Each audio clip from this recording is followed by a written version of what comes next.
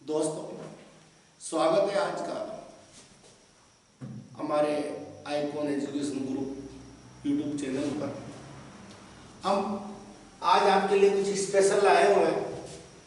जैसा कि पहले वाले 2 वीडियो में आपने देखा होगा, मैंने प्लानिंग डाली थी बोर्ड की तरह जो ब्लूप्रिंट आता है उसके अकॉर्डिंग आपको पेपर कैसा आना है। उम्मीद करता हूँ आपने दोनों वीडियो देखे होंगे और आप समझ गए होंगे पेपर का मेथड क्या होने वाला है, कितने क्वेश्चंस कहाँ से आ रहे हैं। आज हम बहुत ही महत्वपूर्ण चर्चाएं करने वाले हैं और हमारी चर्चाएं रहेगी, केवल हम फोकस करेंगे बोर्ड के द्वारा जो नमूना प्रश्न पत्र जारी किया जाता है।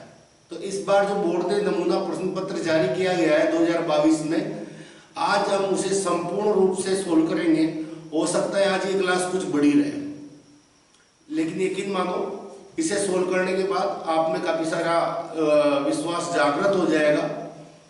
आपको कैसे पढ़ना और कैसे मार्क्स ला सकते हो और कैसे एग्जाम में पेपर सोल्व किया जा सकता है, ऐसी काफ़ी महत्वपूर्ण बातें आप यहाँ से आज सीखने वाले हो।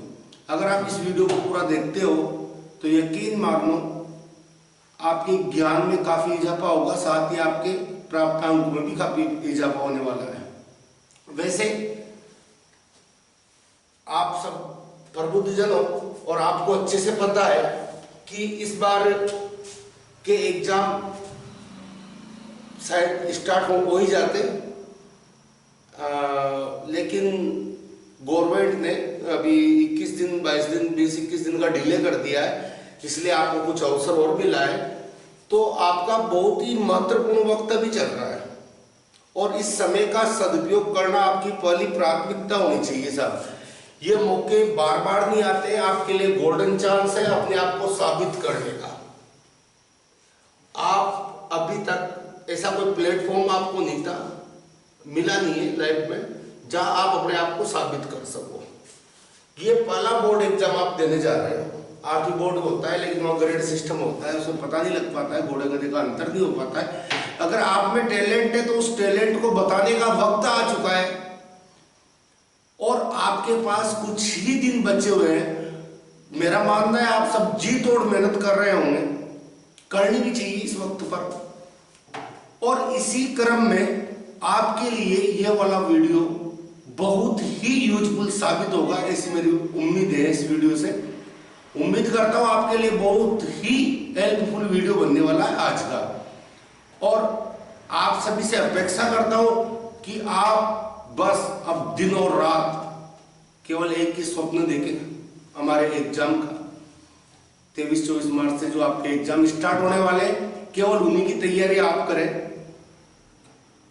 ताकि आपकी लाइफ में जो बार बार काम आने वाली उपलब्धियां हैं, उस उपलब्धि में से एक उपलब्धि 10th की मार्कशीट भी होती है और यह हमेशा आपको याद दिलाए आपकी मेहनत को, आपकी सफलता के चर्चे करवाए। ऐसी वाली मार्कशीट आप इस साल प्राप्त करो, अपने माँ बाप के सपने पूरा करो। और आप अभी जो वक्त बचा हुआ है ना, यकीन मानो बहुत पर्याप्त है। अगर आज से आप लग जाते हो आपके लक्ष्य की प्राप्ति के लिए, आपके एग्जाम की तैयारियों के लिए, तो काफी सारा वक्त आपके पास है। इस वक्त का अगर आप सही से उपयोग कर लेते हो तो आज भी आप टॉपर बन सकते हो और बनोगे। मेरी तो यही दुआ है भगवान से। आपके अंदर ऐसा हौसला होना चाहिए, ऐसा जज्बा होना चाहिए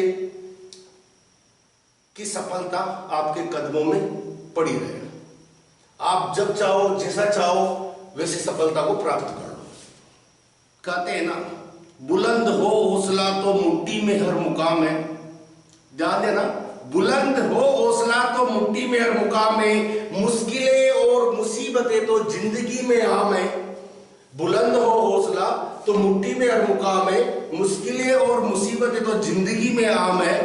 जिंदा हो तो ताकत रखो बाजुओं में तैरने की, जिंदा हो तो ताकत रखो बाजुओं में तैरने की, क्योंकि लहरों के साथ बहना तो लाशों का काम है। और आप एक जिंदा इंसान हो, जिंदा दिल इंसान हो, आपको फर्क पड़ता है आपकी रेपुटेशन का, समाज में रेपुटेशन का। तो इसके लिए आपका मार्क्स लाना 100/100 लाना काफी जरूरी हो जाता है, अपने आप को साबित करना। और इसी क्रम में आप अगर मेरे वीडियो तक पहुंच रहे हो कहीं से भी, तो जरूर आप एक संघर्षशील और एक अच्छे विद्यार्थी हो, ये उम्मीद मैं करता हूं। और अच्छे विद्यार्थी की पहली निशानी ये होती है कि वह अपनी तैयारियों में कोई कमी नहीं छोड़ना चाहता, हर तरीके से उसे जहां सीख मिले, जैसी मिले, वो शिक्षा ग्रहण करना चाहता है। तो मेरा लास्टिक शेयर और बोल देता हूं, उसके बाद अपना आज का अपना जो यूजफुल टॉपिक है उसे स्टार्ट करते हैं कि वसूलों पे आंच आए तो टकराना जरूरी है। वसूलों पे जहां आंच आए टकराना जरूरी है। वो जिंदा तो फिर जिंदा नजर आना जरूरी है। वो जिंदा तो फिर जिंदा नजर आना जरूरी है। तो आपकी जिंदादिली का सबूत दो, अपने पेरेंट्स को दो और अपने आसपास एरिया को, पूरे राजस्थान को बताओ कि हम में क्या टैलेंट है, और अच्छे मार्क्स लाके आप 10th उत्तीर्ण करोगे। इसी के साथ जो हमारा टॉपिक है मैं डायरेक्ट उस पर आता हूं। बोर्ड ने एक नमूना प्रश्न पत्र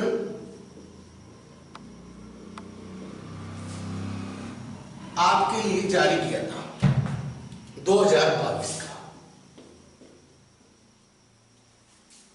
आज हम केवल इस पे चर्चाएं करने वाले हैं। और आपको पता है नमूना प्रश्न पत्र के हिसाब से आपके प्रश्न पत्र आना है एग्जाम में।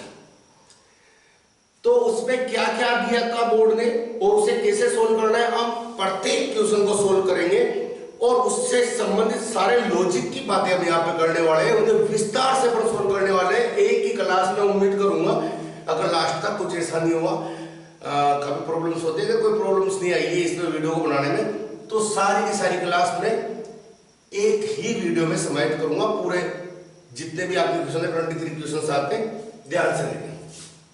2022 में मैं प्लानिंग पूरी बता चुका हूं। मेरे 2 वीडियोज अगर आपने नहीं देखे तो कम से कम पहले उन्हें ब्लूप्रिंट वाले वीडियोज को देखें जहां प्लानिंग है 2022 का मॉडल पेपर कैसा आना है। मैं यहाँ उसका डिस्कस न करके डायरेक्टली क्वेश्चन पे चलूंगा जो बोर्ड के नमूने के प्रश्न पत्र में आपके डाले थे, सैंपल पेपर में डाले थे। यहां पहला क्वेश्चन आपको डाला गया था कि परिमेय संख्या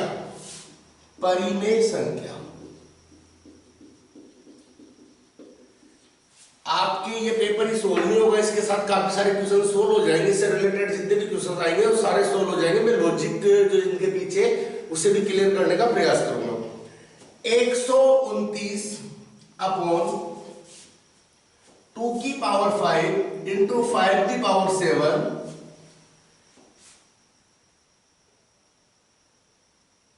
शायद मेरे पास जो है उसमें कुछ गलत है, यहां 5 की पावर 7 ही लिखा हुआ है फिर से, लेकिन आप इसे ना 7 की पावर 5 करना, 7 की पावर 5।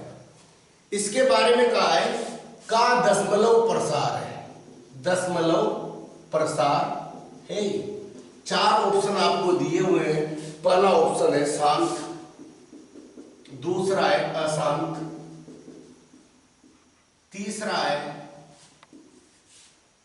अशांत आवर्ती, चौथा है अशांत अनावर्ती। ध्यान से देखना, लॉजिक समझने का प्रयास करते हैं। ABCD लगाना हमारा मकसद नहीं है, सही आंसर बताना मकसद नहीं है। लॉजिक क्या है उस बात को हम सीखते हैं। ध्यान से सुनो। देखो, जो परिमेय संख्याएं होती है उन्हें P बटा Q के रूप में लिखा जा सकता है और अपरिमेय संख्याओं को P बटा Q के रूप में नहीं लिखा जा सकता है। तुम इस बात को अच्छी तरह जानते हो। जब P बटा Q के रूप में लिखा जाता है तो इसके दशमलव प्रसार की बात करें, 2 टाइप का दशमलव प्रसार होता है। एक तो होता है शांत दशमलव और एक होता है अशांत आवर्ती। परिमेय संख्याओं का दशमलव प्रसार केवल 2 ही टाइप का होता है, या तो शांत दशमलव होगा या अशांत आवर्ती होगा। अपरिमेय संख्याओं का दशमलव प्रसार अशांत होता है, साथ ही अनावर्ती होता है। अब अपरिमेय संख्या उन्हें कहते हैं जो P बटा Q के रूप में ना लिखी हो। पहली बात तो यह संख्या P बटा Q के रूप में लिखी है, अतः अपरिमेय संख्याओं का दशमलव प्रसार अशांत अनावर्ती होता है। तो ऐसी वाली तो कोई पॉसिबिलिटीज ही नहीं बचती है कि इस वाली का दशमलव प्रसार अशांत अनावर्ती होगा। शांत दशमलव किन का प्रसार होता है मैं बताता हूं। P बटा Q है, अगर इस Q के अभाज्य गुणनखंड किए जाए और उसमें केवल आपको या तो 2 की घात कुछ भी समथिंग समथिंग कुछ मिल जाए, 2 की घात 5 मिल जाए, 2 की घात 7 मिल जाए, कुछ मिले, या फिर 5 की घात 1 के रूप का मिले, केवल इसी 2 टाइप की या ये 2 अभाज्य संख्या आपको इसके अभाज्य गुणनखंड में मिलनी चाहिए। तो आपका दशमलव प्रसार शांत दशमलव होगा और इसके अतिरिक्त कोई भी और अभाज्य संख्या आई तो फिर उसका प्रसार अशांत आवर्ती हो जाता है। ध्यान दीजिएगा, यह अच्छी बात यह थी हमें इसके अभाज्य गुणनखंड दिए हुए थे और इसमें 2 की घात 5 भी आ रहा था, 5 की घात 7 भी आ रहा था, यहां तक सब कुछ सही चल रहा था। और अगर यहां तक की बात की जाती तो हम इसे क्या कर देते, यह शांत दशमलव प्रसार है। लेकिन इसमें इन दोनों के अतिरिक्त भी कोई और अभाज्य संख्या आ चुकी है जो 7 है, तो हम क्या कहेंगे कि ऐसी वाली परिमेय संख्या का दशमलव प्रसार क्या होता है, अशांत आवर्ती होता है। अतः हमारा जो राइट आंसर होगा वो होगा अशांत आवर्ती। ये आपका पहला क्वेश्चन है और इससे संबंधित जितने भी क्वेश्चन आ जाए आप इसे देख के शांत दशमलव अशांत आवर्ती दोनों में विभेद कर सकते हो। P बटा Q के रूप में लिखा हुआ ये तो कभी पॉसिबल होगा ही नहीं, क्योंकि ऐसा वाला किसका होता है अशांत आवर्ती, केवल अपरिमेय संख्याओं का होता है और अपरिमेय संख्या कभी P बटा Q के रूप में लिखी ही नहीं जा सकती। क्लियर है? यह आपका पहला क्वेश्चन। दूसरे क्वेश्चन में आपसे कहा गया है निम्न में से द्विघात बहुपद नहीं है। कुछ इक्वेशन दी है और आपको बताना है इसमें से द्विघात बहुपद कौन सा नहीं है। आपके पास पेपर होगा कहीं मिल जाता है, एक्सीलेंट या संजीव की आप जो डेस्कवर्कारी है उसमें फर्स्ट जो मॉडल पेपर दिया है या सैंपल पेपर दिया है, मैं पूरे क्वेश्चन नहीं लिख पाऊंगा, आप वहां से देख लेना या फिर बोर्ड की माध्यमिक शिक्षा बोर्ड की वेबसाइट पर जाना, वहां से आप नमूने का प्रश्न पत्र डाउनलोड कर लेना। तो उसमें दूसरा क्वेश्चन है निम्न में से द्विघात बहुपद नहीं है, नहीं है, ध्यान देना नहीं है। पहला ऑप्शन यहाँ पे x का स्क्वायर माइनस 4 दूसरा ऑप्शन है, तीसरा ऑप्शन आपके यहाँ पे x माइनस वाई बराबर 2 और चौथा ऑप्शन है x का स्क्वायर माइनस 4x प्लस के 4 और डी वाला ऑप्शन है x का क्यूब माइनस 3x का स्क्वायर प्लस 3x माइनस 1। ध्यान दीजिएगा, इसमें से आपको बताना है कि द्विघात बहुपद नहीं है। बहुपद द्विघात कब होता है, रैखिक बहुपद कब होता है, त्रिघातीय कब होता है, इसके लिए हमने बातें की होगी, आपके गुरुदेव ने आपके गुरुजनों ने आपको पढ़ाया होगा कि किसी भी बहुपद के जो ये घात के आधार पर नाम है, रैखिक बहुपद, द्विघात बहुपद या त्रिघात बहुपद, उसके लिए क्या होता है, हमें चर की मैक्सिमम पावर देखनी होती है कितनी है। अगर चर की अधिकतम घात 1 है तो वह रैखिक बहुपद कहलाता है, चर की अधिकतम घात 2 है तो वह द्विघाती बहुपद कहलाता है या द्विघात बहुपद कहलाता है, चर की अधिकतम पावर 3 है तो त्रिघाती बहुपद कहलाता है। मुझे उम्मीद है आपको आंसर मिल गया। या आप देखोगे चर 1 से और x की अधिकतम पावर 2 है इसलिए ये द्विघाती बहुपद है, या x की पावर 2 है इसलिए ये द्विघाती बहुपद है, इसमें x की पावर 2 यहाँ है, x की पावर 1 यहाँ है, x की पावर मैक्सिमम कितनी हुई 2 है इसलिए ये भी द्विघाती बहुपद है। लेकिन इस वाले क्वेश्चन में x की पावर 3 हो रही है इसलिए यह वाला बहुपद आपका त्रिघाती बहुपद है, त्रिघाती है। इसलिए हमारा राइट आंसर, हमें सर्च क्या करना था, हमें ढूंढना क्या था, द्विघात बहुपद नहीं है, तो हमारा आंसर होगा डी वाला। अगला वाला क्वेश्चन से आपके थोड़ा सा इसे मिटा देता हूं। अगला वाला क्वेश्चन, थर्ड क्वेश्चन जो आपको दिया है वो कुछ इस प्रकार दिया है कि समीकरण युग्म दिए हुए हैं, दो रैखिक समीकरण युग्म बराबर 4 दे रखा है, x प्लस वाई बराबर और x माइनस वाई बराबर 2 दिया हुआ है। और आपसे कहा है कि इसके हल होंगे। चलो मैं ऑप्शन नहीं लिखता हूं, डायरेक्ट आंसर बताता हूं इसका, है ना।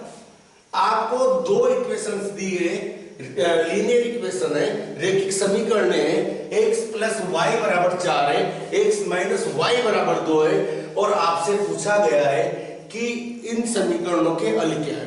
देखो रेखिक समीकरण हमने प्रश्नावली 3 में पढ़ी है, अर्थात ये प्रश्नावली 3 का क्वेश्चन है। और रेखिक समीकरणों को सोल्व करने की हमने 4 विधियां पढ़ी थी। पहली विधि ग्राफी विधि थी, दूसरी विधि हमने पढ़ी है प्रतिस्थापन विधि, तीसरी हमने विलोपन विधि पढ़ी है, और चौथी विधि जो हमने पढ़ी थी वो वज्र गुणन विधि पढ़ी थी। आप किसी भी विधि से इसे सोल्व करें और एक्स वाई की वैल्यू निकालें, वो हमारे इन समीकरणों के हल होंगे। मैं यहां पर जो आपकी सबसे प्यारी विधि होगी जहां तक मुझे पता है, विलोपन विधि, उससे इजीली सवाल हो रहा है, इसलिए विलोपन विधि से कर रहा हूं। मैं इन दोनों इक्वेशंस को जोड़ रहा हूं, जोड़ने में प्लस का वाई और माइनस का वाई कट जाएगा, x x 2x हो जाएगा, बराबर 6 आया। मुझे x चाहिए तो मैं 2 को कहां भेज दूंगा, जो संख्या गुणा में होती है बटे में चली जाती है, और 6 को 2 से डिवाइड करूंगा, मेरा पहला आंसर आ गया x बराबर 3। ये मेरा x की वैल्यू मुझे मिल गई। अब आपके पास दो इक्वेशंस थी, पहली ये दूसरी ये। आप इन दो समीकरणों में से किसी भी समीकरण में x की वैल्यू रख दे, आपके y की वैल्यू आ जाएगी। माना कि मैं 1 में रख रहा हूं, 1 से x की जगह 3 रखा, प्लस y बराबर 4, ये मेरी पहली समीकरण थी, और उसमें मैंने x बराबर 3 रखा। मुझे y चाहिए 4 माइनस 3, पक्षांतरण किया माइनस का हो जाएगा, y की वैल्यू आ गई 1। इस प्रकार हम कह सकते हैं कि थर्ड वाले में हमारे जो आंसर आए x इक्वल टू 3 और y इक्वल टू 1 है, ये आपका आंसर होगा। क्वेश्चन नंबर 4 दिया हुआ है, और क्वेश्चन नंबर 4 में आपसे कहा गया है द्विघात समीकरण को हल करने की विधि है। निम्न में से कौन द्विघात समीकरण को हल करने की विधि है? प्रश्नावली 4 का मैटर भाई सब। और प्रश्नावली 4 में आपने पढ़ा होगा कि हमारे पास यहाँ पे 3 विधियां उपलब्ध थी। पहली विधि अपने फैक्टर मेथड देखा था, यानी गुणनखंड विधि देखी थी। दूसरी विधि हमने पूर्ण वर्ग विधि देखी थी, जिसमें हम पूर्ण वर्ग बनाकर हल करते थे। तीसरी विधि जो हमने देखी है वो श्रीधराचार्य विधि या द्विघाती सूत्र विधि हमने देखी है। और यहाँ ऑप्शन में ये तीनों ही विधियां दी गई है, इसलिए हमारा आंसर चौथा वाला होगा, उपरोक्त सभी। यानी कि द्विघात समीकरण को हल करने की कौन सी विधि है, तो वो गुणनखंड विधि भी है, पूर्ण वर्ग विधि भी है, द्विघात सूत्र भी है, उपरोक्त सभी हमारा आंसर होगा। अगला वाला क्वेश्चन है 5वां। एक एपी दे रखी है समांतर श्रेणी, और इसमें बताया गया है 4, 10, 16, 22 डैश डैश डैश ऐसे कुछ, और आपसे कहा गया है प्रथम पद और सार्वंतर क्या होगा। आप सभी अच्छी तरह से जानते हो, जो सबसे पहले आता है वही हमारा प्रथम पद होता है, और सार्वंतर की रही बात तो पीछे वाले में से आगे वाला पद घटा दे, 2 नंबर में से 1 नंबर वाला पद घटाए, या 3 में से 2 नंबर वाला घटाए, या 4 में से 3 नंबर वाला घटाए, किसी भी जगह से आप पीछे वाले में से आगे वाला पद घटा दो, आपको सार्वंतर मिल जाता है। तो आप चाहे तो 22 में से 16 घटाए, या फिर 16 में से 10 घटाए, या फिर 10 में से 4 घटाए, सब जगह आपको सार्वंतर मिल जाएगा, और जो यहाँ पर उपलब्ध हो रहा है 6। इसलिए हमारा प्रथम पद 4 है और सार्वंतर 6 है। जिस ऑप्शन में दोनों चीजें में मिल जाएगी, हम उस ऑप्शन को राइट कर देंगे, अर्थात हमारे प्रथम पद कितना आ गया 4 आ गया, और सार्वंतर कितना आ गया 6 आ गया। अगला क्वेश्चन छठा वाला, ध्यान से देखिए, पहले का छठा है 3.5 सेमी त्रिज्या वाले वर्त का व्यास क्या हुआ? 3.5 सेमी त्रिज्या। क्वेश्चन बड़ा इजी दे दिया साहब, आपके स्टैंडर्ड का तो है ही नहीं। इसने क्या कहा है? 3.5 सेमी त्रिज्या वाले वर्त का व्यास होगा। अरे बच्चा जानता है, गली के बच्चे को उठा के पूछोगे ना कक्षा 8वीं के को, वो अभी बता देगा। कि सर त्रिज्या जो होती है वह व्यास की आधी होती है, या फिर यूं कह दो जो व्यास होता है वो त्रिज्या का डबल होता है, दुगुना होता है। यदि यहाँ पे हमें 3.5 त्रिज्या दी है तो हम इसका डबल कर देंगे, 7.5 सेमी हमारे व्यास आ जाएगा। और लालाओ ये तुम्हारा आंसर है, अर्थात उस वर्ष का व्यास कितना होगा, 7 सेमी होगा। क्लियर है? अच्छे से क्लियर होगा। इसमें क्लियर करने की बात ही क्या है? क्लियर? मैं अगले वाले क्वेश्चन की बात करता हूं। मेरे से पूछा गया है अगले क्वेश्चन में, एक पॉइंट दिया है -3 और 5, और इसके बारे में चर्चा ही है, पूछा ही है कि कौन से चतुर्थांश में होगा। अरे चतुर्थांशों की मैं बातें कर ही लेता हूं।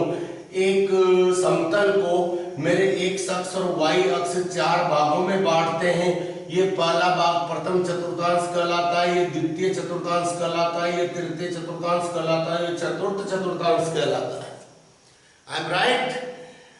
और x अक्ष पर इधर पॉजिटिव वैल्यू लेते हैं, इधर नेगेटिव वैल्यू लेते हैं, y की इधर पॉजिटिव लेते हैं, इधर नेगेटिव लेते हैं। अतः इस वाले चतुर्थांश में जो भी पॉइंट आता है उसमें x भी प्लस का होता है और y भी प्लस का होता है, यानी दोनों प्लस के होते हैं। इस वाले में x तो माइनस का होता है और y का होता है, प्लस का होता है। इस वाले की बात करें, x भी माइनस y भी माइनस, इसमें x प्लस का होता है और y माइनस का होता है। अब आपको केवल चिन्ह देख लो रे लालाओ, उससे पता लग जाएगा कि ये पॉइंट कौन से वाले चतुर्थांश में x की वैल्यू माइनस की है, y की वैल्यू प्लस की है। अतः इसका चतुर्थांश इससे मैच कर रहा है, इसके साइन जो है इससे मैच कर रहे हैं। अर्थात ये सेकंड चतुर्थांश का मामला है, अर्थात आपका इसमें आंसर होगा कि द्वितीय चतुर्थांश में है। और ये प्रश्नावली 7 का क्वेश्चन है साहब, एक्सरसाइज 7 निर्देशांक ज्यामिति से क्वेश्चन आया हुआ है 1 नंबर का। अगला क्वेश्चन जो है आपके ट्रिग्नोमेट्री से लिया है नमूने के प्रश्न पत्र में। अगला क्वेश्चन आपके ट्रिग्नोमेट्री से लिया है। क्वेश्चन क्या है? क्वेश्चन नंबर है 8, और इसमें साफ साफ दिया है 8वें क्वेश्चन में tan 45 प्लस cot 45 की वैल्यू क्या होगी। बड़ा इजी हो जाएगा अगर आपको टेबल बनाना आता है। अगर आपको टेबल बनाना नहीं आता है तो भी उसके ऊपर मैंने एक वीडियो अपलोड किया हुआ है अपने इसी चैनल पर, आप ढूंढोगे तो मिल जाएगा। आप टेबल बनाना इजीली वहां से सीख जाओगे, बहुत इजीली सीख जाओगे। वहां से आप टेबल देके और टेबल में मान देके tan 45 का आप देखोगे, अरे सर इसकी वैल्यू तो 1 होती है, cot 45 की भी वैल्यू 1 होती है, और ये तो बड़ा सिंपल हो गया, कक्षा 1 का बच्चा कर लेता है। 1 1 कितना होता है? 2 होता है, और आपका क्वेश्चन कंप्लीट हो गया। यानी आपके पास tan 45 और cot 45 की कुल वैल्यू कितनी आ गई? 2 आ गई, और हमारा आंसर हो गया यहाँ पे ब। अगला क्वेश्चन है वो भी ट्रिग्नोमेट्री से आया हुआ है, क्वेश्चन नंबर 9।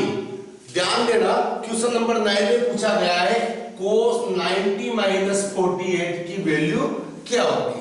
cos 90 - 48 की वैल्यू क्या होगी? ध्यान देना, cos 90 - 48, जब भी 90 आ जाए आपको याद होना चाहिए, हमने त्रिकोणमिति में पढ़े पूरक कोण, ऐसे दो कोण जिनका योग 90 डिग्री हो पूरक कोण कहलाते हैं। ध्यान देना, हमने वहां कुछ फॉर्मूले पढ़े थे, विस्तार से बातें नहीं करूंगा, बट आपको बता दूं sin 90 - थीटा की वैल्यू आपने वहां कहा था cos थीटा के बराबर होती है। cos 90 - थीटा की वैल्यू sin थीटा के बराबर होती है। tan 90 - थीटा की वैल्यू cot थीटा के बराबर होती है। cot 90 - थीटा की वैल्यू tan थीटा के बराबर होती है। sec 90 - थीटा की वैल्यू cosec थीटा के बराबर होती है। cosec 90 - थीटा की वैल्यू आपके sec थीटा के बराबर होती है। सिंपल सा एक फंडा में बार बार बताता रहता हूं आपको, को हटा दो को लगा दो, अगर को नहीं लग रहा है तो को लगा दो। साइन है, साइन के आगे को लगाओगे कोसाइन हो जाएगा, और कोसाइन कोस को बोलते हैं। कोस है 90 आ गया, कोट आ दो कोट आएंगे, इसका पूरा नाम कोसाइन था, जैसे कोट आ साइन रह गया। टेंजेंट, अगर इसके आगे को नहीं लग रहा है को लगा दो, कोटेंजेंट हो गया, उसे कोट बोलते हैं शॉर्ट में। और कोट का कोट आएंगे तो टी से टेंजेंट आता है, टेंजेंट यानी टेन आ गया। इसी प्रकार सेक के आगे को लगाने से कोसेक हो गया और कोसेक के कोट होने से सेक हो गया। तो आपको इजीली यहाँ समझ में आएगा, अरे सर ये तो पूरा कोण है ना, और cos 90 माइनस थीटा किस में चेंज होता है, साइन थीटा में चेंज होता है। सर मैं साइन लिख दूंगा और थीटा यहाँ से उठा लूंगा, कितना है 48। इसलिए आपका आंसर हो जाएगा क्वेश्चन नंबर 9 का साइन 48 यानी कि option number C, option number C. अब एक चीज और यहां पे दी है क्वेश्चन नंबर 10, क्वेश्चन नंबर 10 और क्वेश्चन नंबर 10 में कहा है निम्न में से कौन माध्य ज्ञात करने का सूत्र नहीं है। तो यहां पे मैं डायरेक्टली बताता हूं, आपको एक सूत्र लिखा हुआ है, शायद आपने कहीं ऐसा पढ़ा नहीं होगा, अपॉन एन। ये वाला सूत्र हमने कहीं भी नहीं पढ़ा है, इसलिए हम कहेंगे कि माध्य ज्ञात करने का सूत्र नहीं है।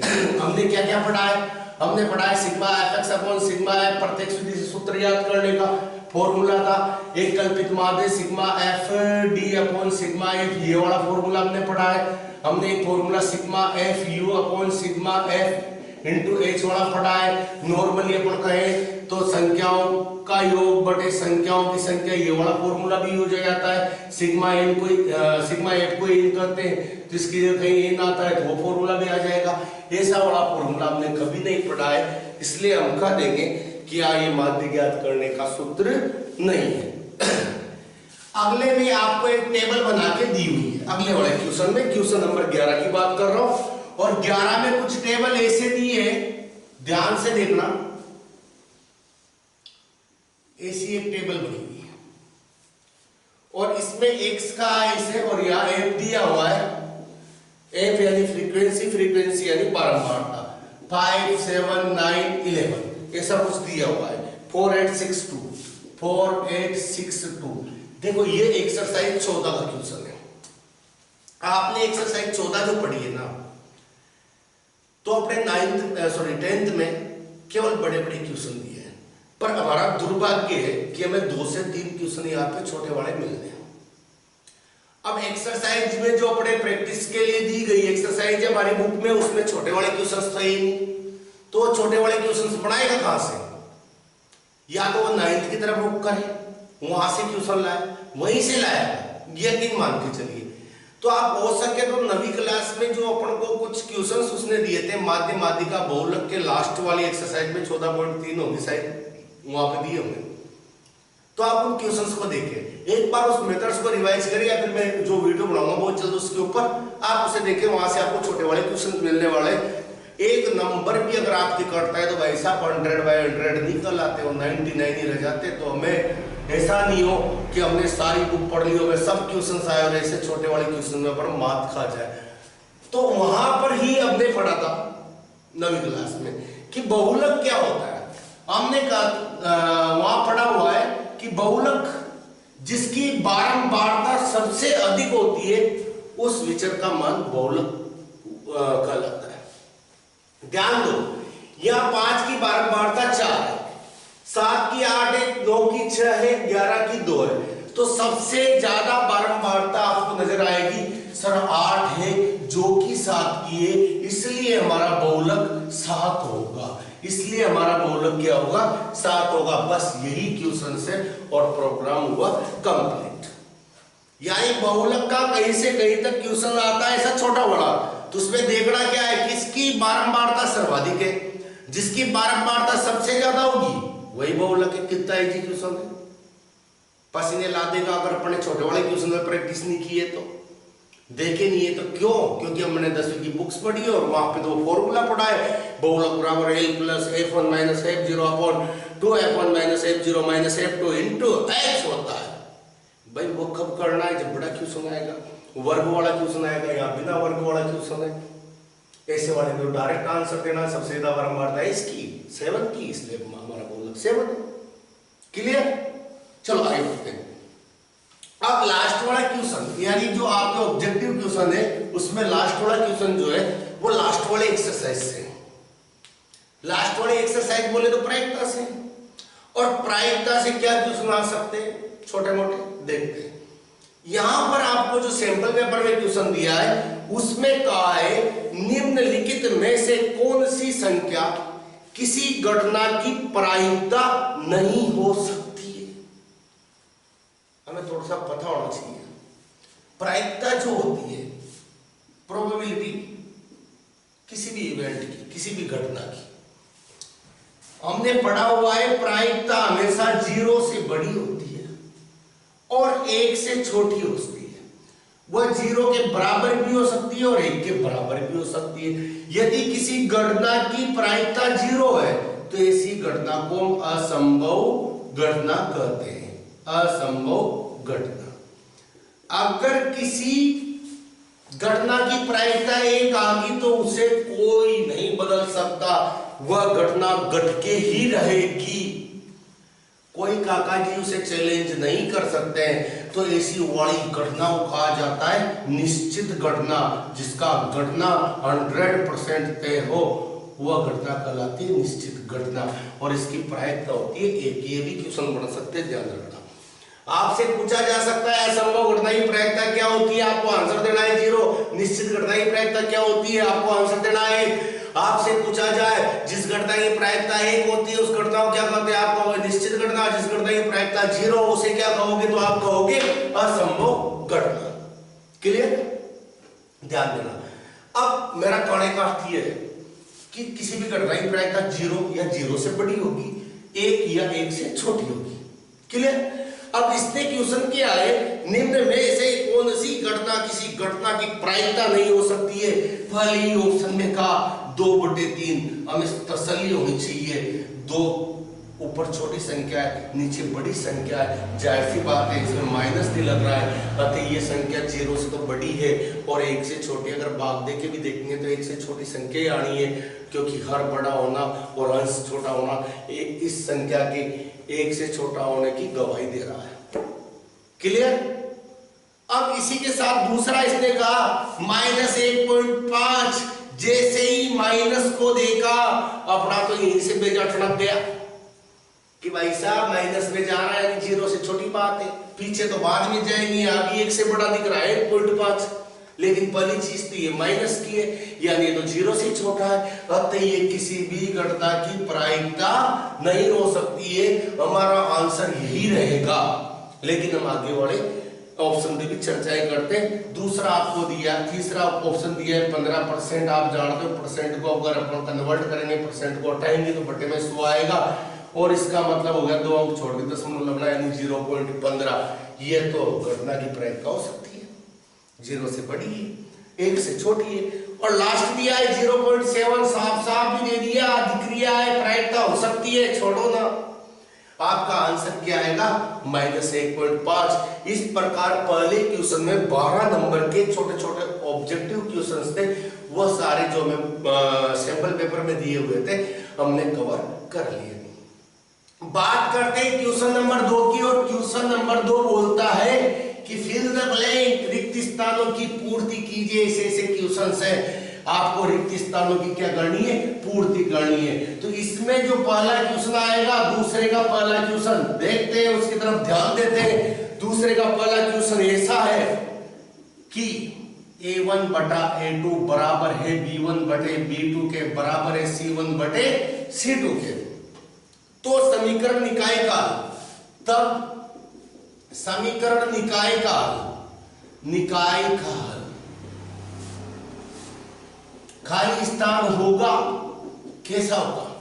देखो, जब 2 समीकरण रैखिक समीकरण आपको इस प्रकार की दी हुई होती है,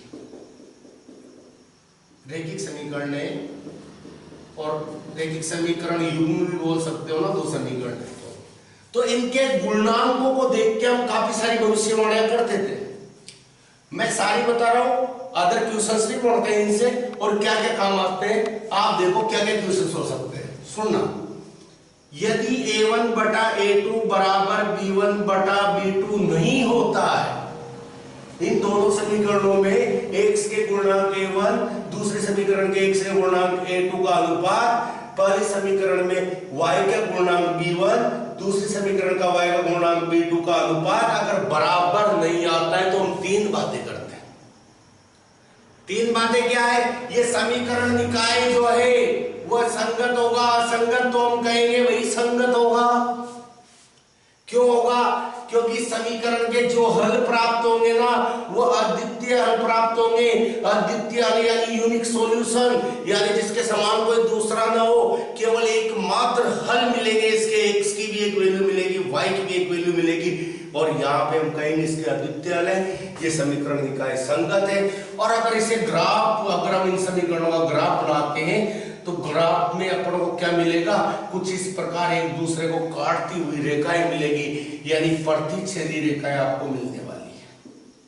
कौन सी रेखाएं मिलने वाली है? प्रतिच्छेदी रेखा।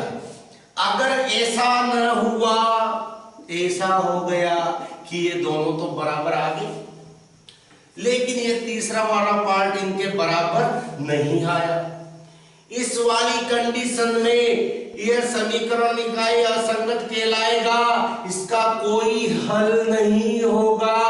और इसमें जो आपका ग्राफ आएगा ना, कुछ ऐसी रेखाएं आपको मिलेगी, समांतर रेखाएं मिलेगी, और ऐसी कंडीशन में जब एक दूसरे को भी काटेगी ही नहीं तो हल मिलेगा ही नहीं, तो हम कहेंगे कि यहाँ पे समांतर रेखाएं प्राप्त होती है और इस वाले समीकरण निकाय का कोई हल विद्यमान नहीं है। अगर ऐसा भी ना हुआ और ऐसा हो गया, तीसरी कंडीशन जो हमारे क्वेश्चन की जान है, आज क्वेश्चन पूछा जा रहा है उसके ऊपर, वो कंडीशन में अब लेता हूं कि ये तीनों ही अनुपात खुदा न खास्ता बराबर आ गए, तो जब आप इसका ग्राफ बनाओगे ना तो आपको पता ही नहीं लगेगा ये एक रेखा आई कि दो अलग अलग रेखा आई, एक के ऊपर एक रेखा आएगी, और इसे हम हमारी गणित की भाषा में कहते हैं ये रेखा आ गई तो दूसरी भी ये आ गई, इसे हम कहते हैं संपाती रेखाएं। कौन सी रेखाएं होगी? संपाती रेखाएं। ध्यान देना, अब संपाती रेखाएं हर जगह काट रहे एक दूसरे को, और जितनी जगह काटे उतनी जगह सॉल्यूशन, तो इसके तो हर जगह सॉल्यूशन है, हर पॉइंट सॉल्यूशन कहलाएगा, हर बिंदु इसका हल होगा, तो इसके तो अनंत हल है। काफी सारे हल आप कह सकते हो, अपरिमित रूप से अनेक हल होंगे या अनंत हल होंगे, और जब हल प्राप्त हो ही रहे हैं तो समीकरण निकाय संगत होना स्वाभाविक है। तो हमारा आंसर अब हम देखते हैं क्या चीज करनी चाहिए हमें, कि ये तीनों साथ बराबर हैं, तब समीकरण निकाय का हल क्या होगा, या तो यूं कह दो अनंत हल प्राप्त होंगे, यही कहेंगे। हल के बारे में पूछा है ना, तो हल कैसे प्राप्त हो रहे? अनंत हल प्राप्त हो रहे। कैसे हल प्राप्त हो रहे? अनंत हल प्राप्त हो रहे। इस प्रकार आपको यही नहीं, इसके अलावा इनसे भी कोई क्वेश्चन आता है, आपको समीकरण निकाय संगत असंगत पूछा जाता है, तो आप इन्हें देख के आंसर दे सकते हो, हल के बारे में इन्हें देख के आंसर दे सकते हो, और ग्राफ के निरूपण भी अगर आपसे पूछा जाए तो भी आपके आंसर ये वाले होने वाले हैं। अगला क्वेश्चन, सेकंड वाला क्वेश्चन, आपके प्रश्नावली वापस 5000 की अर्थमेटिकल प्रोग्रेसिव यानी समांतर श्रेणी से लिया, और उसमें कहा कि एक समांतर श्रेणी है 10 8 6 4 डॉट डॉट डॉट, ऐसी कुछ है, हाँ बिल्कुल ये का सातवां पद क्या होगा? सातवां पद आपसे पूछा है, खाली स्थान है सातवें पद का, तो अपन को निकाल लेते हैं। देखो, जब आप इस एक्सरसाइज को पढ़ते हो आपको पता है प्रथम पद कितना है कि 10 है। सारवंतर अभी मैंने बताया कैसे निकालते हैं, पीछे वाले में से आगे वाला पद घटा दो, यानी दूसरे पद में से पहला पद घटा दो, तीसरे में से दूसरा घटा दो, या चौथे में से तीसरा घटा दो, किसी भी पीछे वाले में से आगे वाला पद घटा दो। मैं 8 में से 10 ही घटा लेता हूं, मेरे पास आया -2। देखो, वैसे एनवा पद ज्ञात करने का फॉर्मूला आपने पढ़ा है, a+n-1d होता है, लेकिन आप शॉर्टली रखा करो इसे, जिसे आपको सातवां चाहिए तो a+6d कर लो, वही यहां 7 रखो, 7 में से गया 6d आना। कुछ भी हो, आपसे 100वां पद पूछा है तो a+99d, आपसे 51वां पद पूछा है a+50d, कुछ ऐसे। तो आपसे 7वां पद पूछा है a+ कितने d आएगा? 6d। a की वैल्यू कितनी है कि सर 10, चलो d की वैल्यू कितनी है सर -2, 10 प्लस माइनस माइनस हुआ, 6 दुआ 12 हुआ, यानी -2 आपका क्या आ गया? आंसर आ गया। यानी कि आपके जो सातवां पद इस एपी का वह कितना होगा? -2 होगा।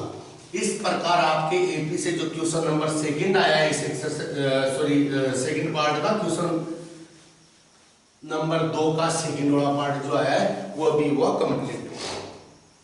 ध्यान देना, इसी का पार्ट थर्ड आया है और थर्ड वाले पार्ट में आपसे पूछा गया है किसी बाहरी बिंदु से वर्त पर कितनी स्पर्श रेखाएं खींची जा सकती है। मेरी बात सुनो, मैं बात सारी करता हूं। मैंने क्या कहा, अपन भले ही सोल्व कर रहे हैं पर ज्ञान बहुत सारा पढ़ लेने वाला है। छोटे क्वेश्चन जितने पढ़ने की संभावना ही रहेगी अपन सारे कवर करके चलेंगे। ये बिंदु है, ये सॉरी वर्त है, ये किसी भी समतल को 3 पार्ट में बांटता है। समतल में स्थित बिंदुओं को, बिंदु यहां हो सकता है वर्त के अंदर, बिंदु वर्त के ऊपर हो सकता है, बिंदु वर्त के बाहर कहीं हो सकता है। राइट। स्पर्श रेखा किसे कहते हैं आपको पता है, जो वर्त को एक बिंदु पर स्पर्श करते हुए निकलती है उसे स्पर्श रेखा आपके द्वारा कहा जाता है। मैं बता देता हूं, स्पर्श रेखा बिंदु वर्त को एक बिंदु पर स्पर्श करने वाली स्पर्श रेखा कहलाती है। वर्त को 2 जगह काट के निकलने वाली रेखा आपकी छेदक रेखा कहलाती है। और ऐसी कोई बिना काटे निकल जाए, कहीं स्पर्श ना करे तो उसे अप्रतिच्छेदी रेखा भी आप कहते हो। राइट। आपको समझ में आ गया होगा स्पर्श रेखा किसे कहते हैं। अब इसने कहा कि वर्त के बाहर कोई बिंदु स्थित है, इससे वर्त पर कितनी स्पर्श रेखाएं खींची जाएगी। ध्यान देना, एक स्पर्श रेखा तो आपकी इस प्रकार आ जाएगी और एक स्पर्श रेखा आपके, सॉरी थोड़ा सा बनाने में मिस्टेक हो रही है, कुछ ऐसे, यानी कितनी स्पर्श रेखाएं खींची जा सकती है वर्त पर, वर्त के बाहर स्थित बिंदु से 2 स्पर्श रेखाएं खींची जा सकती है। कितनी? 2। आपका आंसर आ चुका है। लेकिन क्वेश्चन खुदा न खास्ता ऐसे होता कि वर्त पर स्थित बिंदु से कितनी स्पर्श रेखाएं खींची जा सकती है, तो भाई साहब आपका जवाब कितना होना था? 1। वर्त पर स्थित बिंदु से कितनी स्पर्श रेखाएं खींची जाएगी? केवल 1। अगर आपसे पूछा जाता वर्त के अंदर स्थित बिंदु से वर्त पर कितनी स्पर्श रेखाएं खींची जाएगी, तो भाई साहब इसे आगे पीछे बढ़ाओगे, ये इसे काट देगा 2 जगह और ये रेखा तो छेदक रेखा हो जाएगी। और इस कंडीशन में ये स्पर्श रेखा बनेगी नहीं, तो वर्त के अंदर स्थित बिंदु से कोई स्पर्श रेखा नहीं खींची जा सकती। यानी अगर आपसे क्वेश्चन किया जाए वर्त के अंदर स्थित बिंदु से कितनी स्पर्श रेखाएं खींची जा सकती है, तो वह रहेगी 0। कितनी रहेगी? 0। चलो कुछ अब ऐसे क्वेश्चन इसके जगह क्या बनाएगा ना, एक क्वेश्चन ऐसे ही बना लेता, सॉरी मैं बताता हूं कि 5 सेमी का वर्त है। सुनना तरीका कैसा रहेगा बंदे का पूछने का। 5 सेमी का एक वर्त है, कितने सेमी का? 5 सेमी का। आपसे फिर बोलेगा वर्त के केंद्र से 4 सेमी दूर स्थित बिंदु से वर्त पर कितनी स्पर्श रेखाएं खींची जाएगी। भाई साहब आपको इतना सा दिमाग लगाना है, 4 सेमी है, वर्त को पार नहीं किया, क्योंकि वर्त की त्रिज्या प्रत्येक तरफ कितनी होगी? तो 5 सेमी होगी। यानी ये वर्त के अंदर स्थित बिंदु है और इससे तो कोई स्पर्श रेखा खींची ही नहीं जाती। यानी आप क्या कहोगे, वर्त 5 सेमी त्रिज्या के वर्त पर वर्त के केंद्र से 4 सेमी दूर स्थित बिंदु से कोई स्पर्श रेखा नहीं खींची जा सकती है। क्वेश्चन कुछ ऐसा बना दिया भाई ने कि वर्त के केंद्र से 5 सेमी दूर। अब आपको समझ जाना चाहिए 5 सेमी की तो त्रिज्या थी वर्त की। अगर 5 सेमी दूरी बिंदु आएगा तो परिधि पे आएगा, और परिधि पर स्थित बिंदु तो बिंदु से तो स्पर्श रेखा केवल कितनी खींची जाएगी? 1। अगर बंदा कहता है कि नहीं 5 सेमी का वर्त तो है, लेकिन केंद्र से 7 सेमी दूर से, 7 सेमी यानी वर्त के बाहर निकले और निकलते से वर्त का बाहर वाला पॉइंट और बाहर वाले पॉइंट से कितनी स्पर्श रेखाएं होगी? सॉरी 2 स्पर्श रेखाएं होगी। ऐसे भी क्वेश्चन आपके बना सकता है। तो आपको इन सब चीजों के लिए प्रिपेयर रहना चाहिए। मैं अगले वाले क्वेश्चंस की बात कर लेता हूं। अगला वाला क्वेश्चन है, निर्देशांक ज्यामिति में 2 बिंदुओं के बीच की दूरी को ज्ञात करने का सूत्र क्या है? भाई साहब सिंपल सा है, डिस्टेंस बिटवीन 2 पॉइंट्स का जो आपका दूरी सूत्र है ना, आपने पढ़ा हुआ है। एक पॉइंट है ए x1 y1, दूसरा पॉइंट है बी x2 y2, इनके मध्य की दूरी AB क्या होगी? फॉर्मूला है तो प्रश्नावली 7, पहली मुलाकात इससे होती है। वहां पे एक्सरसाइज में जैसे जाते हैं सबसे पहले मुलाकात किनसे होती है? इनसे होती है। कोऑर्डिनेट के बाद कोई फॉर्मूला आता है तो वो आता है डिस्टेंस बिटवीन 2 पॉइंट्स। और आप अच्छी तरह जानते हो इन रूट, देखो यहाँ कोई प्रॉब्लम नहीं है। आप x1 में से x2 को घटाओ या x2 में से x1 को घटाओ, प्रॉब्लम तो है इसमें तो, बट प्रॉब्लम क्यों नहीं है? वो इसलिए नहीं है क्योंकि यहाँ पर स्क्वायर लगना है, और जब आप 2 में से 3 को घटाते हो तो आपके आता है -1, और 3 में से 2 को घटाते हो तो आता है +1। लेकिन इसके ऊपर अगर स्क्वायर लगा हो तो इन दोनों की वैल्यू एक जैसी आती है, इसलिए यहाँ फर्क नहीं पड़ता है। आप x2 x1 लिखो या x2 x1 लिखो या x1 x2 लिखो, फॉर्मूला में कोई चेंज नहीं आएगा। तो आप लिख सकते हो, ऐसा भी लिख सकते हो का स्क्वायर, या फिर ऐसा भी लिख सकते हो x2 x1 का whole square plus y2 y1 का होल स्क्वायर। ये आपका आंसर होगा क्वेश्चन नंबर 4 का, दूसरे का कोर्स जो चल रहा है। और दूसरे का 5वां क्वेश्चन बड़ा सिंपल दिया साहब, अभी हम करके निपटे हैं। मैंने आपको बताया था साइन 90 आ गया, पूरा कोण आ गया, साइन किस में बदलेगा? बदलेगा किस में? साइन 90 है, बदलना है, को हटा दो, को लगा दो। अब यहाँ साइन है, को लगाते कोसाइन हो जाता है, इसलिए कोसाइन को हम क्या कहते हैं? कोस। और यहाँ जो आ रहा है उसे लिख दो, यानी कोस थीटा के बराबर है। साइन 90 माइनस थीटा किसके बराबर है? कोस थीटा के बराबर है। ये वाला भी क्लियर हुआ। इसके बाद क्वेश्चन आपके आना है छठा वाला, दूसरे का छठा। देखना ये क्रम भी एग्जैक्ट मिलने वाले आपको बोर्ड के एग्जाम में।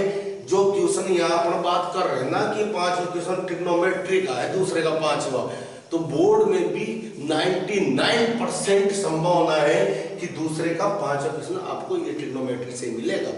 और दूसरे का छठा क्वेश्चन कुछ हो जाए 1% में ऐसी घटना घट जाए, मान लो एग्जामिनर कुछ नाराज ही होगा, तो उस केस में जरूर हो सकता है, अन्यथा यह क्या यही क्रम आपको वहां पे मिलने वाला है।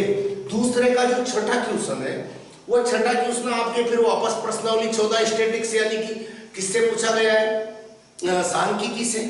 और क्वेश्चन में देखा था यहाँ के क्वेश्चन आपके बुक से तो आने नहीं है, क्योंकि बुक में तो बड़े क्वेश्चन है। तो यहाँ भी ऐसा क्वेश्चन दिया है नवी का 7 4 6 3 8 5 9 3 8 5 9, इसकी माध्यिका क्या होगी? क्वेश्चन है 7 4 6 3 8 5 9 की माध्यिका क्या होगी? ध्यान देना, हमने माध्यिका की बात की हुई, और माध्यिका में क्या होता है? माध्यिका बीच वाला पद होता है। अब नवी क्लास में हम 2 फॉर्मूले पढ़ते थे माध्यिका के लिए। अगर ऐसे वाले अभी अगर यहाँ की बात करें तो वर्ग वाले दे रखे हैं क्वेश्चन सारे, जिसमें वर्ग आएंगे, ऐसे वाले क्वेश्चन दिए, तो 9th भी ये पढ़े थे।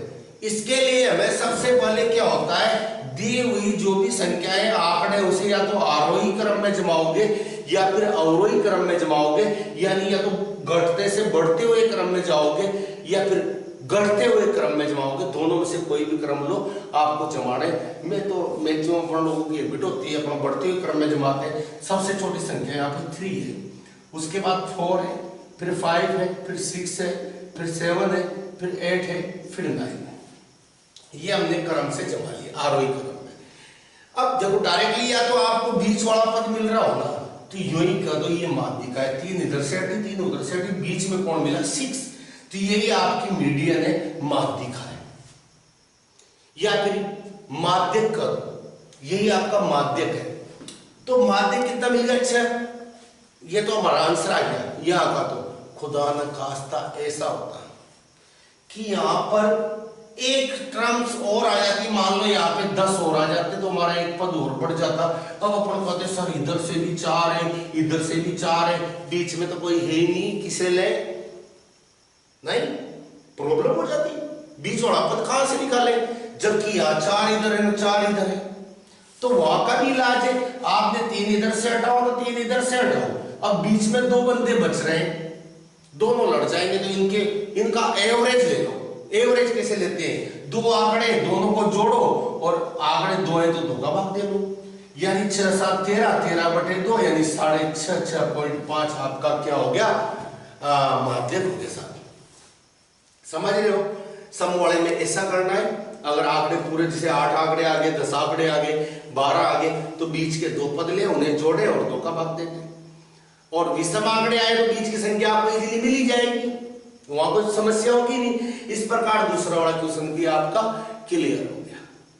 चलो अब जो आपके क्वेश्चन आने वाले हैं थर्ड वाले, वह भी सारे एक एक नंबर के हैं और वेरी शॉर्ट आंसर टाइप के क्वेश्चन है, छोटे छोटे आंसर आपको उसमें देने हैं।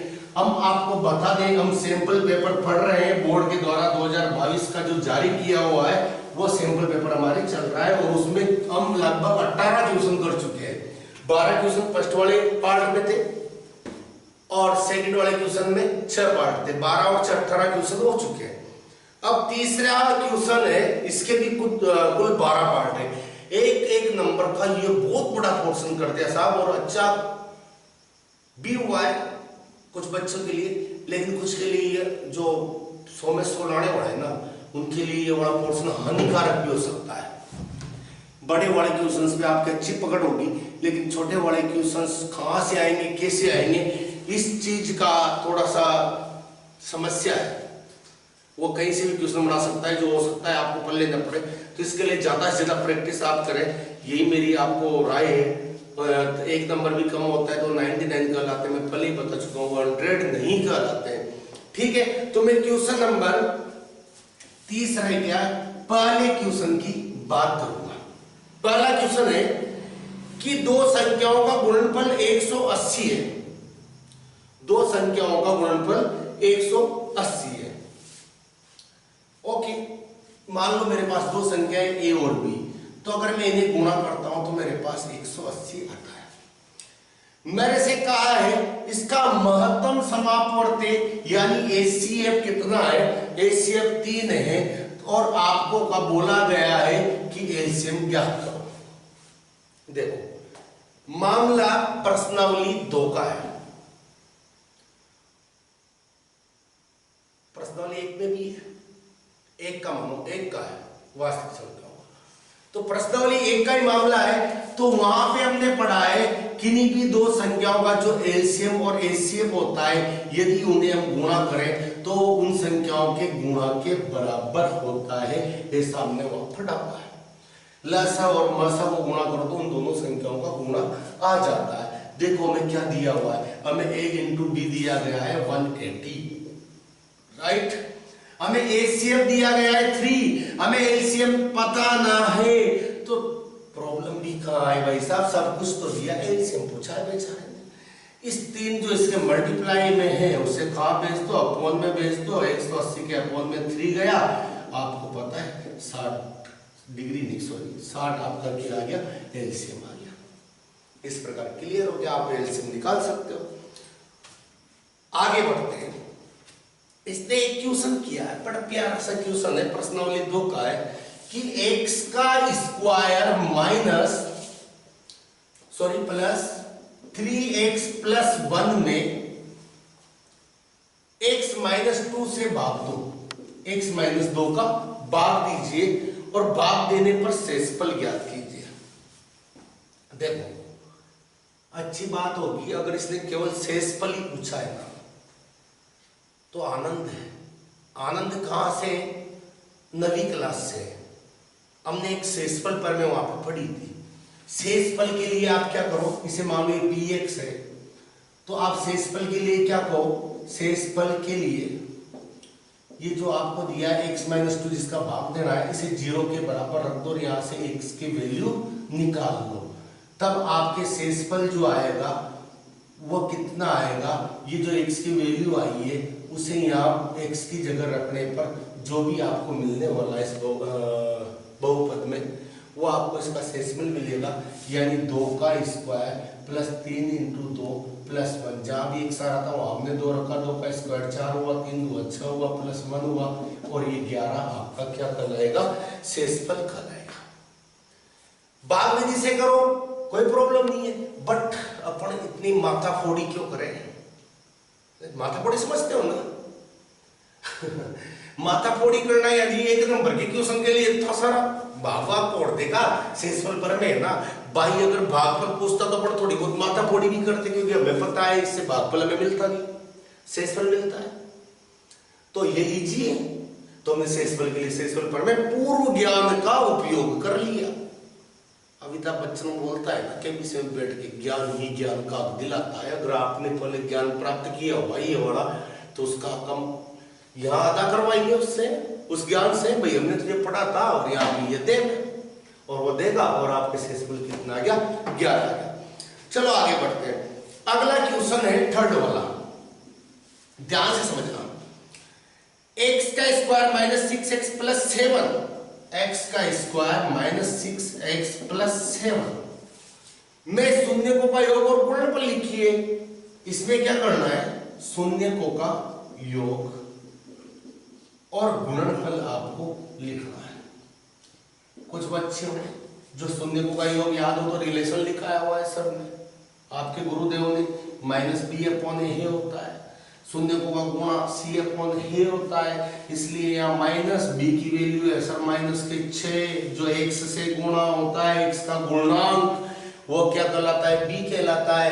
ए क्या कहलाता है, एक्स स्क्वायर का गुणांक कहलाता है। यहाँ कोई नहीं है तो सबका मालिक एक, यानी इसके मल्टीप्लाई में एक माना जा सकता है, यानी ए की वैल्यू कितनी होगी 1, माइनस माइनस प्लस हुआ, इसलिए हमारे शून्यों का योग हो गया 6। रही बात गुणा की, सी अपॉन ए होता है, सी क्या होता है, अचर पद होता है, कांस्टेंट होता है जिसके पीछे एक्स नहीं होता है, और वो कितना है 7, और यहाँ पे कितना है 1, यानी कि आपके शून्यकों का गुणा कितना हो गया 7। इस आंसर को डायरेक्ट भी दिया जा सकता था अगर आपको ये याद होता कि शून्यकों का योग और गुणा के रूप में समीकरण की जो कंडीशन होती है वो कुछ ऐसी होती है। यहां पर जो भी उपस्थित होगा x के गुणा में, अगर यहाँ का गुणांक 1 है तो यहाँ कोई गुणांक नहीं होना चाहिए, ठीक है, इसका गुणांक 1 ही होना चाहिए, तब की बात है। ऐसा नहीं यहाँ पे समीकरण में 5 आ रहा है आप डायरेक्ट कर लो, या तो पहले 5 कर लो उसके बाद ही कार्यक्रम करो। अगर ऐसा है तो यहाँ जो भी बेटा है वो आपका क्या है, शून्यकों का योग। ये बेटा भाई साहब माइनस की जगह माइनस है तो इनका प्लस बीटा की जगह कौन है 6, हमारा आंसर आ गया। गुणा की जगह कौन है, यहाँ पे इस जगह देखो ना कौन है, plus plus alpha into beta की जगह 7 रखा है, यानी 7, यानी हमारा शून्यकों का योग 7 है, सॉरी शून्यकों का गुणा 7 है, और योग कितना हो गया 6। योग कितना हो गया साहब 6। इस प्रकार ये बड़ा मामला भी आपका क्लियर है। क्वेश्चन अगले की बात करते हैं।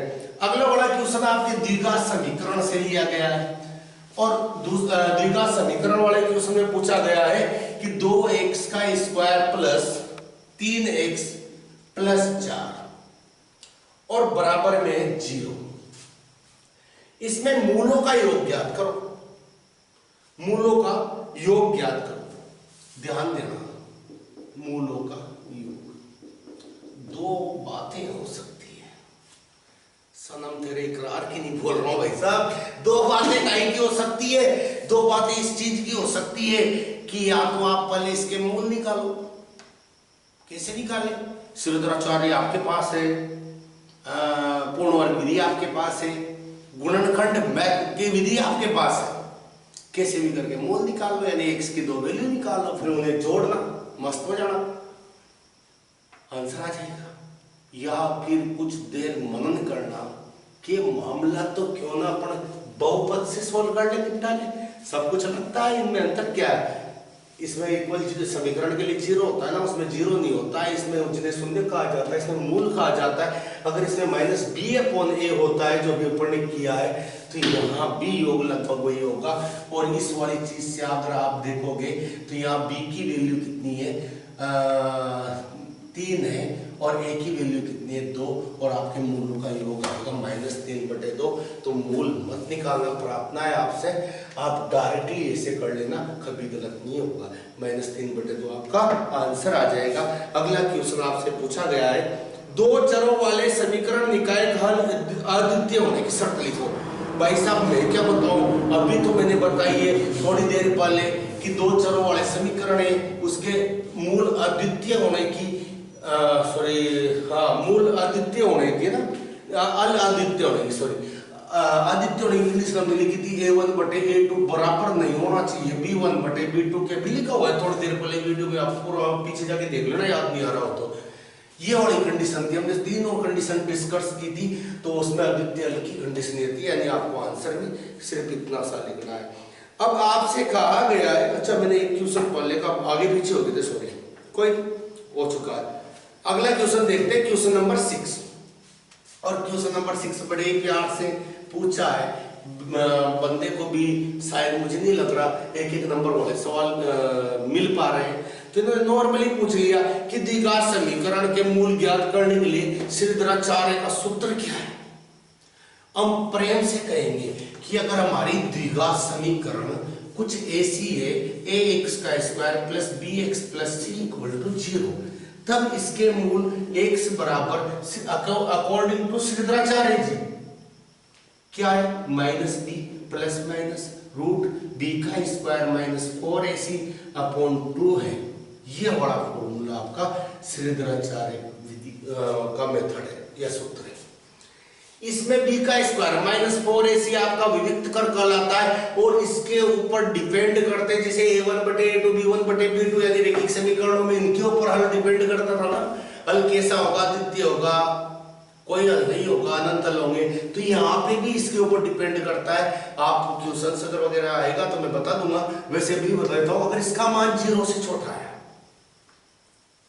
b का स्क्वायर माइनस 4ac का, तो आप देखोगे रूट के अंदर माइनस की संख्या न्याय संगत नहीं है हमारे गणित की भाषा में, यानी कि ये तो कोई वास्तविक संख्या रही, ये तो गलत बात हो जाएगी, रूट के अंदर कहीं माइनस आता नहीं है। तो यहाँ पर अगर b का स्क्वायर माइनस 4ac 0 से छोटा आया अर्थात ऋणात्मक आया, तो इसका मतलब होगा इस द्विघात समीकरण का कोई हल नहीं होगा, या इसके जो मूल होंगे वो काल्पनिक होंगे, इमेजिनरी नंबर्स होंगे।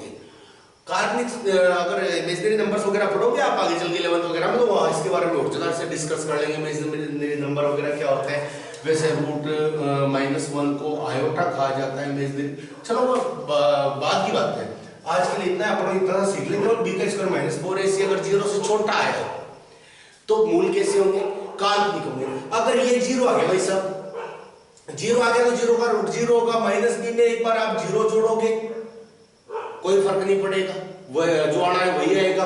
इसमें से 0 घटाओगे कोई फर्क नहीं पड़ेगा, जो आना है वही आएगा। यानी दोनों बार प्लस लोगे तब भी वही आएगा, माइनस लोगे तब भी वही आएगा, यानी मूल वास्तविक तो होंगे। यदि b का स्क्वायर माइनस 4ac 0 हुआ, वास्तविक तो होंगे लेकिन वो सेम भी होंगे।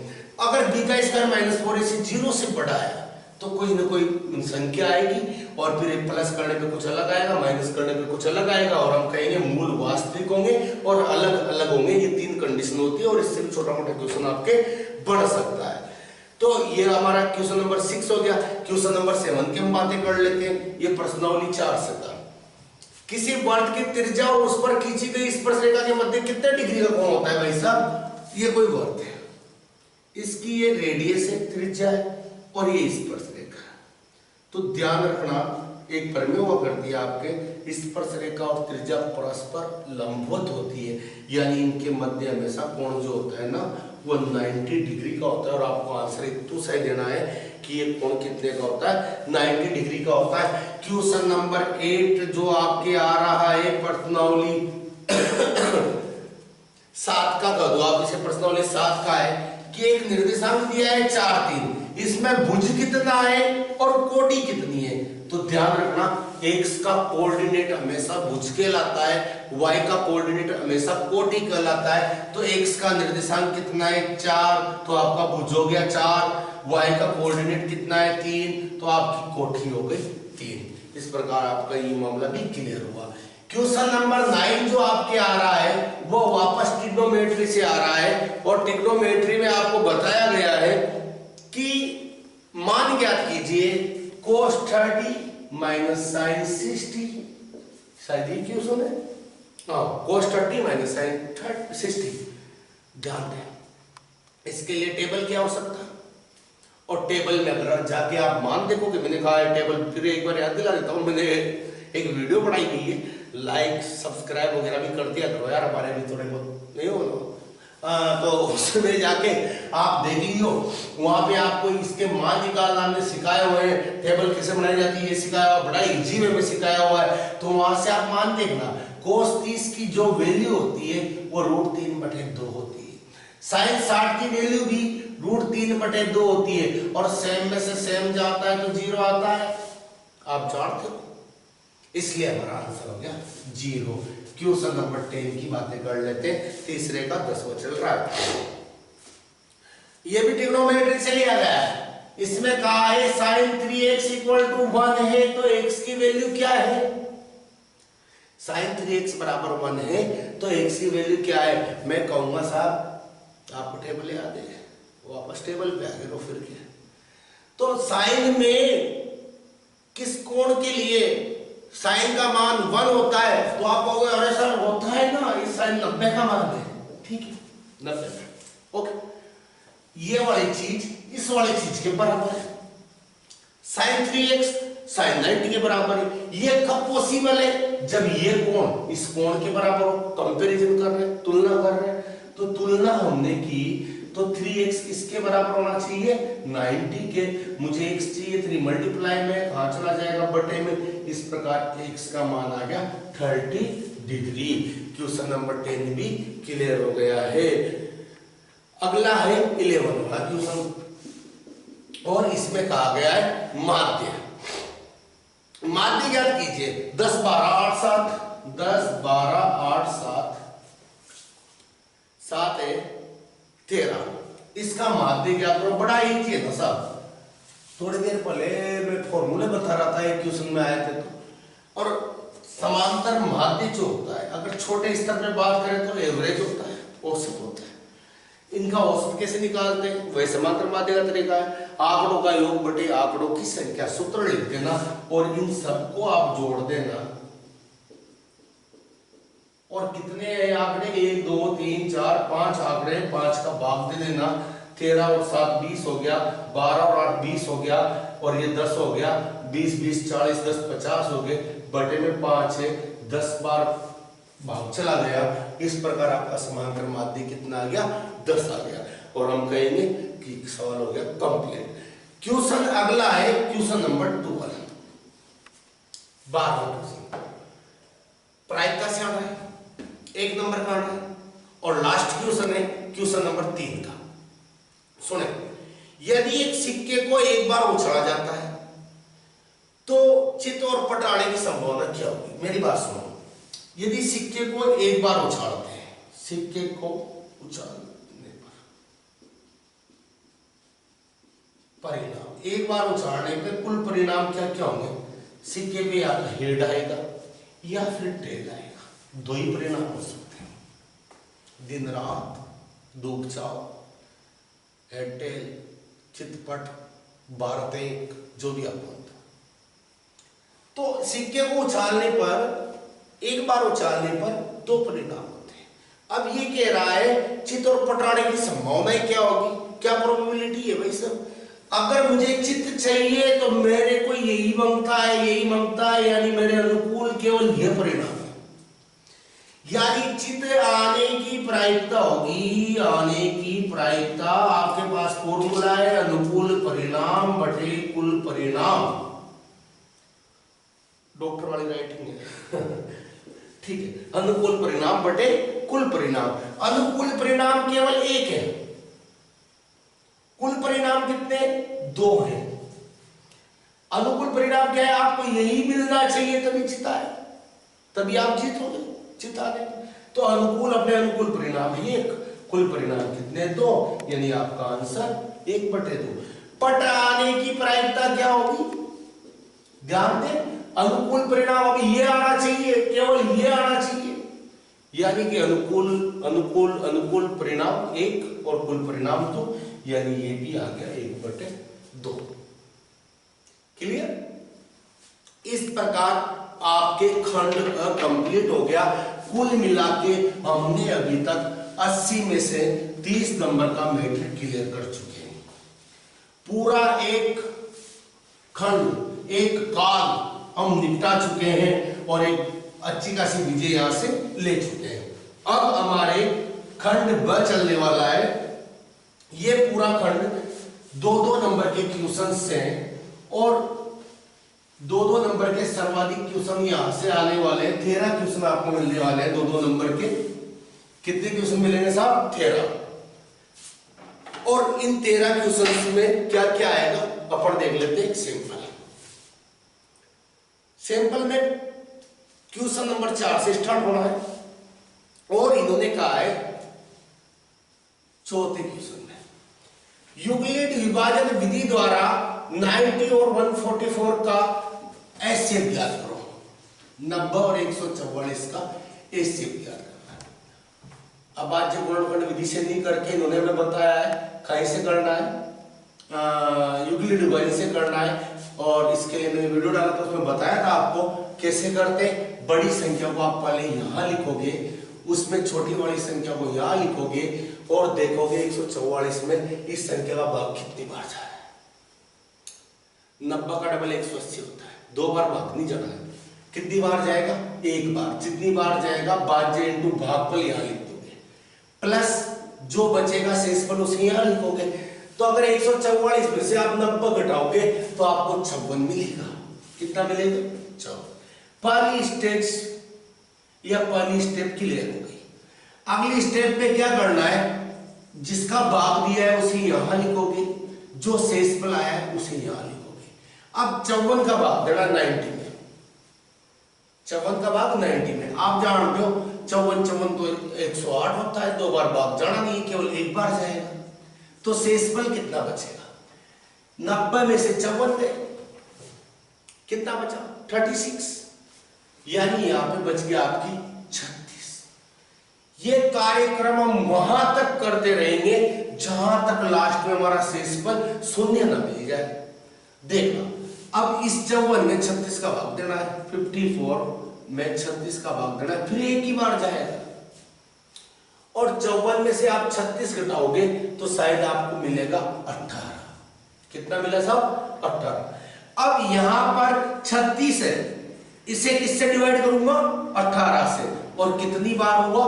2 बार। 1 18 18, 2 18 36। और एक पूरी बार भाग चला गया, शेषफल क्या आ गया?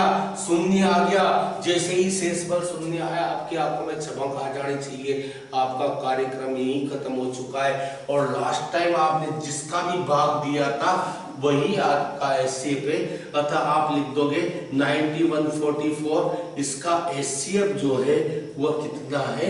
18 है। और आपको ऐसा करने पे 2 में से 2 नंबर मिल जाए। क्लियर? कुछ ऐसा करना है। प्रश्नावली 1 से आया हुआ क्वेश्चन है। जो अगला क्वेश्चन है क्वेश्चन नंबर 5, 2 नंबर के लिए, 2 नंबर के लिए अगला क्वेश्चन नंबर 5 है। ये आपके प्रश्नावली 2 से आता है और इसने साफ साफ कहा है x का स्क्वायर माइनस 2x माइनस 15 के शून्य ज्ञात कीजिए। केवल शून्य ज्ञात करने कोई संबंध सत्यापित नहीं करना है। शून्य ज्ञात कैसे करें? ये तो बड़ा इजी है ना, फैक्टर वाला मेथड लगाओगे। और फैक्टर वाले मेथड में क्या होता है? आपको इसको इससे गुणा किया, माइनस के 15, माइनस 2 के इससे टुकड़े करने, गुणा करने पे माइनस का 15 है और जोड़ने घटाने पे माइनस के 2 है। ध्यान देना, ऐसे टुकड़े भी इजी में मिल जाएंगे। किसके पार्ट में 15 आता है, 5 दिया 15 होता है, 5 में से 3 जाते हैं, 2 आते हैं। आपको माइनस के 2 लाने तो बड़ी संख्या माइनस की रख लो, छोटी संख्या प्लस की रख लो।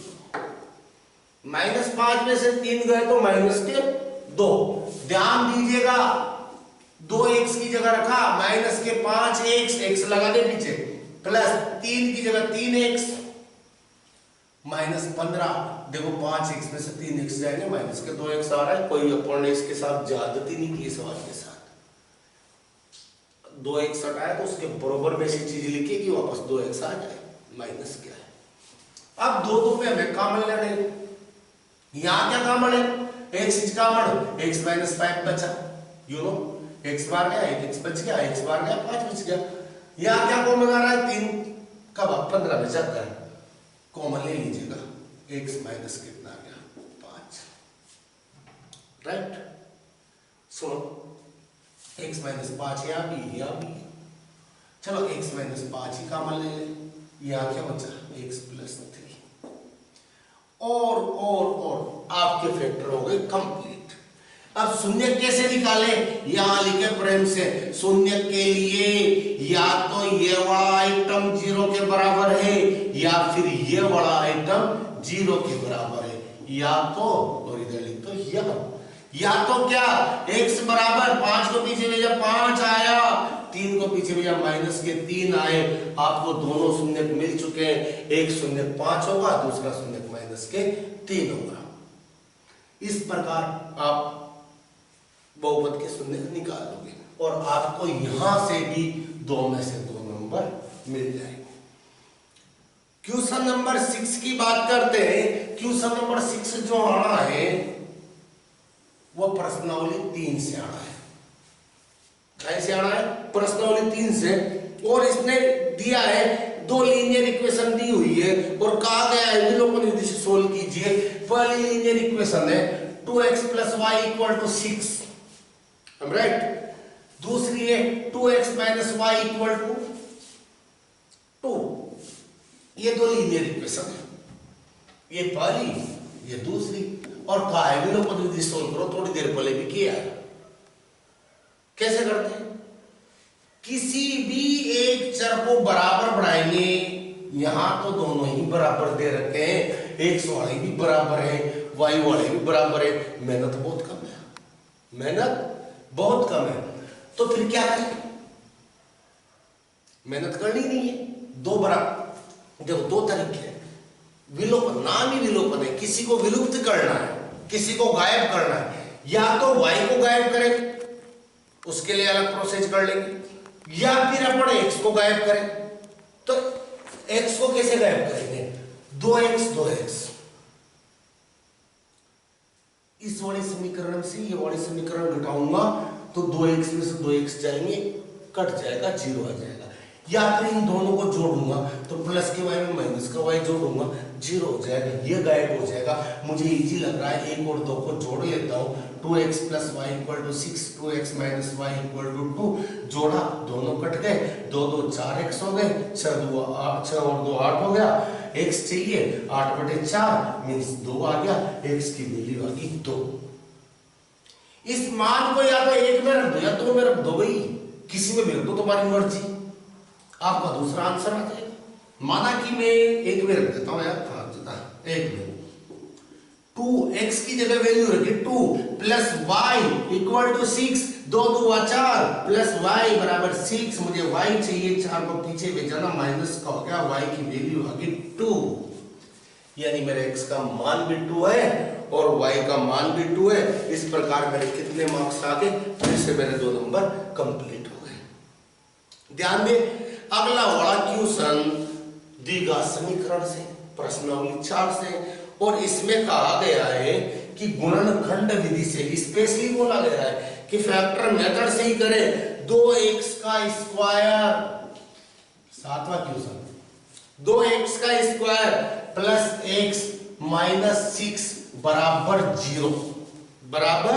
0 के मूल ज्ञात करो। जो प्रोग्राम यहां किया था गुणनखंड विधि से, वही प्रोग्राम वहां करना है।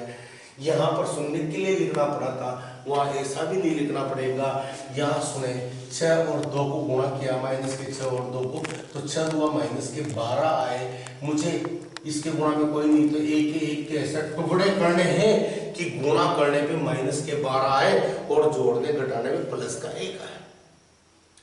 किसके पार्ट में 12 आता है? और 4 के 12 होते सर, इजीली आपके माइंड में आ जाएगा। और 4 में से 3 जाता तो 1 भी आता है। वाह, वेरी गुड। प्लस के 4 माइनस के 3 ले लो, प्लस माइनस गुणा में माइनस आएगा, 4 क्या माइनस के 12 हो जाएंगे, 4 में से 3 जाएगा, 1 आ जाएगा। अगर 1 से लिखना है, इसके पीछे भी 1 स्ट्रोक देंगे, इसके पीछे 1 स्ट्रोक देंगे, मामला 4x में से 3x जाएगा तो x बच जाना है। सुनो, थोड़ा फास्ट कर रहे हैं, लंबा वीडियो होता जा रहा है क्योंकि अभी काफी कुछ दूरी तक हमें चलना है, दिल्ली अभी बड़ी दूर है। ये हो गया सब। हमने x की जगह 4x - 3x लिख दिया, 4x में 3x जाएगा, x आ जाएगा। यहां से हमने कुछ कॉमन लिया 2x, और कॉमन लिया तो यहां क्या बचा आपके पास?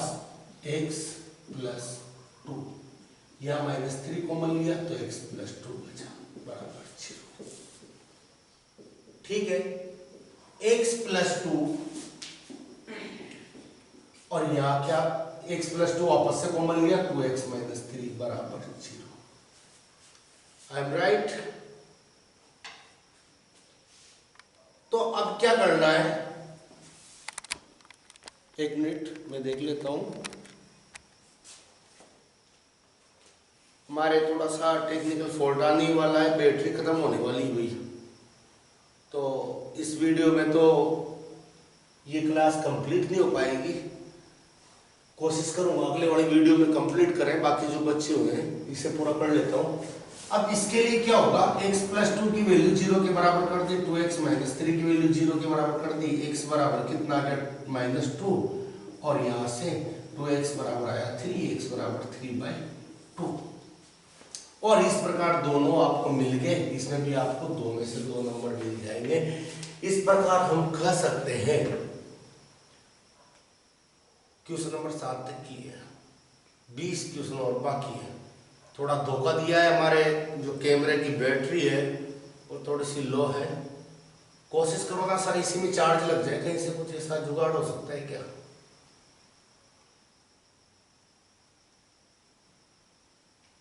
चलो सीमित संसाधन है, अभाव है इनका, तो आज की क्लास हम यही एंड करना चाहेंगे। और अगले वाले सेशन में मैं इसके बाद के जो भी क्वेश्चन बचे हुए हैं, लगभग आज अपन ने 34 क्वेश्चन कर लिए। 30 क्वेश्चन तो किए और 4 क्वेश्चन अपन ने यहाँ से किए, यानी 34 क्वेश्चन अपन कंप्लीट कर चुके हैं। तो धन्यवाद, बहुत जल्द मिलते हैं अगले वीडियो में, और बाकी के शेष रहे नमूना प्रश्न पत्र के सारे क्वेश्चन अपन हल करने का प्रयास करेंगे अगली वीडियो में। तो थैंक यू आप सभी को। और अंतिम रूप से एक बार और रिक्वेस्ट करता हूँ, जितने भी योग्य बच्चे हों जिनका लाइक ये वीडियो अपन बना रहे हैं, यूट्यूब पे फ्री ऑफ कॉस्ट उपलब्ध करा रहे हैं, तो इसे ज़्यादा से ज़्यादा उन तक शेयर करें भाई। और कोई इससे लाभान्वित होता है तो भी बनाने का हमारा जो मकसद है वो पूर्ण हो जाएगा। तो हमारे इतना मार्केट में अपन है नहीं फिलहाल वर्तमान में, ये ऑनलाइन वाले में, तो कम से कम आप उन्हें शेयर करोगे तो कुछ अच्छा ही मिलेगा उन्हें ना। और बाकी अगले वीडियोज में अब लगातार वीडियोज आपके आने वाले हैं। तो धन्यवाद, आज के लिए काफी है, पुनः मिलते हैं नेक्स्ट वीडियो।